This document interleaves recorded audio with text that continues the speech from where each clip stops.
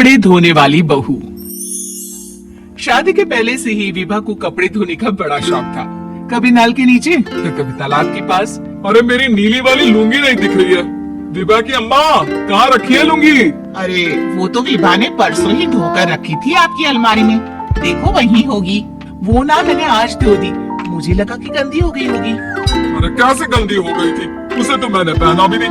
हे भगवान, इस लड़की के कपड़े धोने की आदत से परेशान हो गया हूँ मैं। जितना तो घर में राशन नहीं आता, उससे कहीं ज्यादा डिटर्जेंट पाउडर का खर्चा है। इसकी शादी करवा दो, शादी जाए अपने घर में ही करे काम, फिर चाहे घर के कपड़े धोने हो या पूरे गांव की। हाँ ठीक बोल रही हूँ, देखता हूँ मैं कोई लड़का। वो दिन भी आ जाता है जब विभा को देखने लड़के वाले आ जाते हैं। लड़की मुझे अच्छी लगी। होने वाली सास कहती है, बेटी अगर कुछ पूछना है तो पूछ लो। वैसे तो हमारी लड़की बहुत ही शर्मीली है, जो बोल दो वो मान लेती है, इसे क्या पूछना होगा। अरे कैसी बात कर रही हो माँ, मुझे इन लोगों के घर रहना है, सवाल तो कई है। हाँ हाँ बेटा पूछ लो ना, क्या पूछना है। आप लोगों के घर कपड़े कौन धोता है? सास का मुंह बन जाता है। देखो, अगर तुम ये कहना चाहती हो कि तुम्हें कपड़े धोने नहीं आते तो सुन लो, कपड़े मैं ही धोती हूँ, लेकिन तुम्हारे आ जाने के बाद मैं रुमाल तक नहीं धोऊंगी। अरे चुप रहना भाग्यवान, बहू बेचारी घर आई नहीं, उसे डराना शुरू कर दिया। वो क्या है ना बिटिया, अभी तक तो ये कल्लू की माँ ही धोती थी, लेकिन अब तुम्हारे पापा तो दहेज में वॉशिंग मशीन देंगे ही।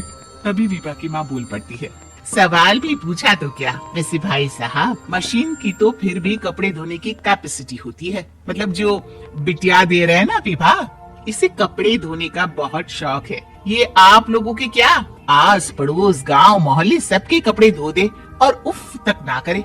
बाहर देखा नहीं आपने कितने कपड़े सूख रहे हैं, सब हमारी बिटिया ने ही तो धोए हैं। बस भी करो ना माँ, शर्म आ रही इतनी तारीफ सुनकर। और तो और एक दाग निकाल कर दिखाओ तो मान जाओ। हाँ अच्छा अच्छा, माफ करना बेटा, मैंने गलत समझा। हमें तो रिश्ता बहुत पसंद है। और ऐसे जुड़ जाता है रिश्ता कपड़े धोने का शौक रखने वाली विभा का। उसकी शादी हो जाती है कोयला फैक्ट्री में काम करने वाले कल्लू के साथ। शादी के बाद अचानक विभा चिल्लाती हुई सास के पास आती है। सासू माँ, अरे सासू माँ कहाँ है आप?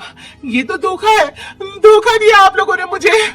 इस ससुर के चक्कर के बारे में पता चल गया। अरे तो उसमें तुझे क्यों धोखा मिला है? अरे नल में पानी नहीं आता, कपड़े कैसे कब धुलेंगे? अच्छा अच्छा, तू पानी नहीं आ रहा उसकी बात कर रही है। तो आपने क्या सोचा? कुछ नहीं। अच्छा हाँ, तेरी माँ ने कहा था कि कपड़े धोने का शौक है, तुझे याद आया मुझे। शौक शौक बोलकर कपड़े धोने वाले मेरे जुनून को कम ना आके सासू माँ, कपड़ा धोना मेरा गुरूर है। तभी पति भी वहाँ आ जाता है। अभी अभी मैंने इसे सनी देओल की फिल्म दिखाई है, उसी के डायलॉग मार रही है माँ। अच्छा सुन, साफ साफ बता रही हूँ, पानी सुबह 4 से 6 और शाम को 10 से 12 आता है, समझी? विभा टाइमिंग सुनकर हैरान हो जाती है। ये क्या भूतों का मोहल्ला है? सुबह 4 बजे उठकर कौन कपड़े धोता है? 4 बजे टंकी में पानी जाता है, फिर सारा दिन धोना ना, किसने मना किया? अरे कैसी बात कर रही है? 200 लीटर की टंकी में कितने कपड़े धो लूंगी मैं? सुबह ही उठ जाऊंगी मैं। अब क्या था, विभा सुबह 4 से लेकर रात के 12 बजे तक कपड़े ही धोती रहती।